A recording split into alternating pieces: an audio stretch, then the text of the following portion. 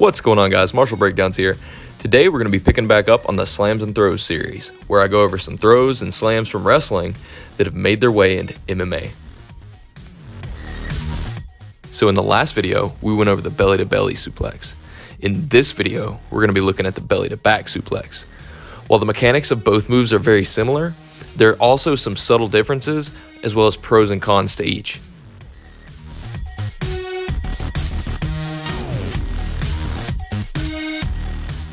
Now, this first point may seem obvious, but its implications are important. The belly-to-back suplex is not going to be as readily available as the belly-to-belly suplex. This is because a belly-to-belly can be hit from a tie-up when your opponent's facing you. A belly-to-back suplex can only be hit when you've passed your opponent's resistance to take the back. There is kind of a trade-off though. The belly-to-back suplex we'll be looking at today has the potential to do a lot more damage than the belly-to-belly.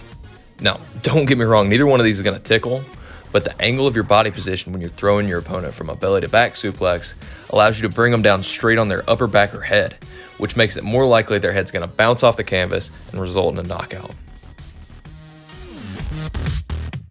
The first key, once you got your body locked from behind the opponent, is to make sure the opponent's head is higher than yours.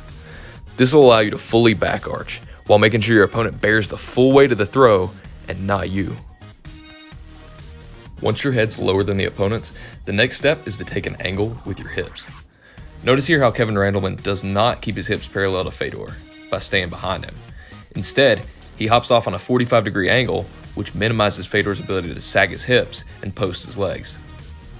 The next step is to get your hips just below your opponent's and pop them into the air. It almost feels like you're humping them into the air, but this hip pop is going to give you a ton more torque than trying to lift with your back. Once the opponent's off the mat, the last step is to back arch hard and plant them on the mat.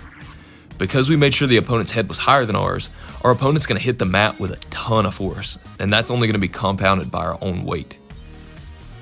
Remember again, guys, make sure you're training this safe. Use a thick crash pad. What I'm saying is, don't do that shit on a regular wrestling mat. Alright, that's how you get CTE. If you haven't seen last week's video, I'll leave a link to that in the description. It's going to show you how to hit a belly-to-belly suplex, which is a little easier to get into, as well as some drills to make sure your back arch is solid enough to pull off these throws. But that's all for this video, guys.